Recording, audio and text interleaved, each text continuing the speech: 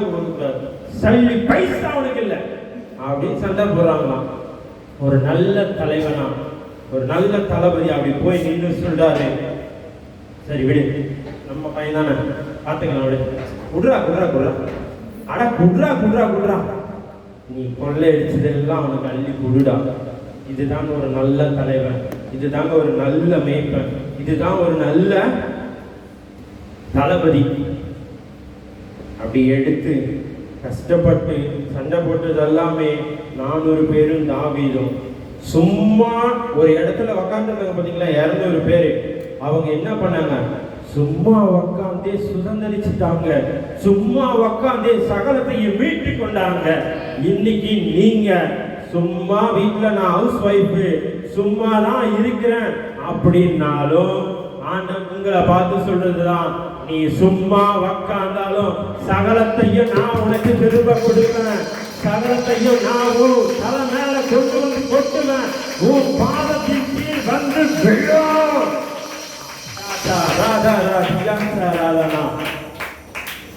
நீ சும்மா இருந்தா மட்டும் போடு.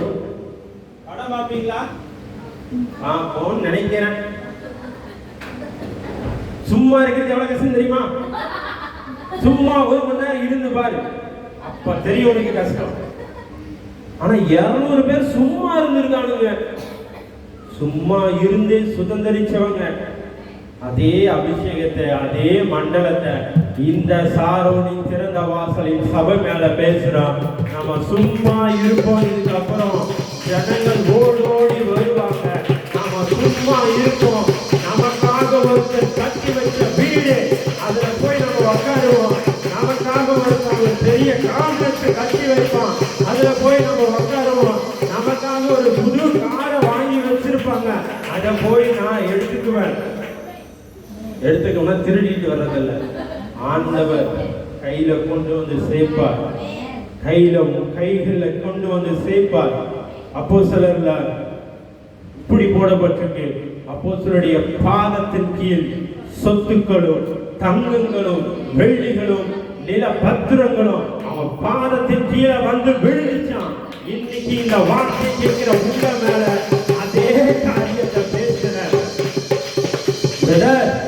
என் லைஃப் முடிஞ்சிச்சுன்னு நினைச்சேன் அப்படின்னாலும் ஆண்டவர் ஒரு பெரிய ஓப்பனிங்க திறந்த வாசலை வச்சிருக்கிறாரு.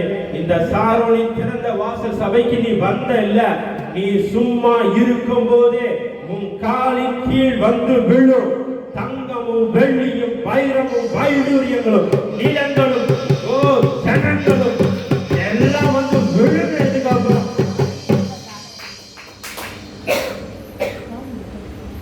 ஏன்னா நம்ம மேல இருக்கிற அபிஷேகம் என்ன அபிஷேகம் தெரியுங்களா? நன்மை செய்கிற அபிஷேகம். அந்த அபிஷேகம் நம்மளை கொண்டு மட்டும் செய்யாது, நமக்கும் செய்யும். நன்மையை அப்படியே இழுத்துக்கும். எல்லாரும் சொல்லுங்க, நான் ஒரு காந்தகம், நான் ஒரு காந்தகம்.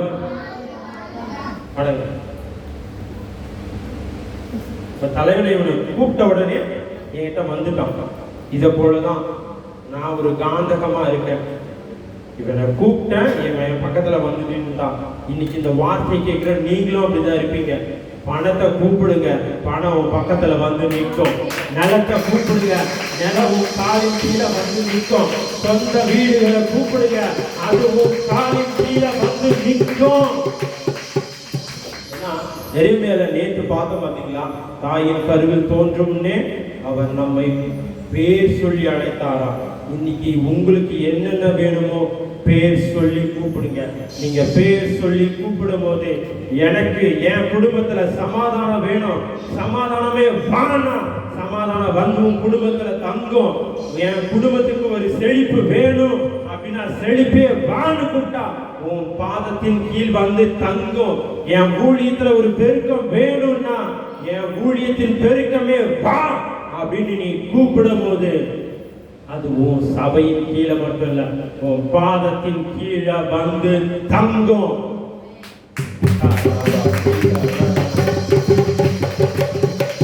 எங்க மென்டர் அடிக்கடி சொல்லுவாரு, பணத்தை பார்த்து கூப்பிட்டப்போ பணமே வந்துச்சான், பணம் வராதா நம்ம கூப்பிடும் போது பணம் மட்டும் வராதுங்க, அதோட சேர்த்து தங்கம், வெள்ளி, வைரம், வைடூரியங்கள், நிலங்கள், சொத்துக்கள், கட்டிடங்கள், வாகனங்கள், ஜனங்கள் எல்லாம் பணத்திரளும் ஜனத்திரளும் நம்மளை தேடி வந்து விழும், நம்ம பாதத்தின் கீழே வந்து விழும். Thank you Jesus, thank you Lord. சரி, அப்படியே எழுதிக்கலாமா?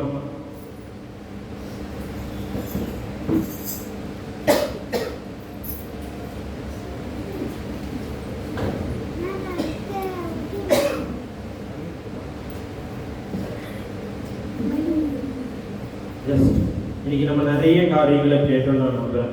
நிறைய பேர்கிட்ட அவங்க பேசினாலும் நான் நம்புறேன். நேற்றை விட இன்னைக்கு நானே ஃபீல் பண்றேன், ஒரு மாதிரி நிறைய டீச்சிங்கா நிறைய காரியங்கள் அவர் கற்றுக் கொடுத்தார் அப்படின்னு நான் நம்புறேன். எஸ், அப்படி கண்களை மூடி என் தேவனை நோக்கி ஆமாப்பா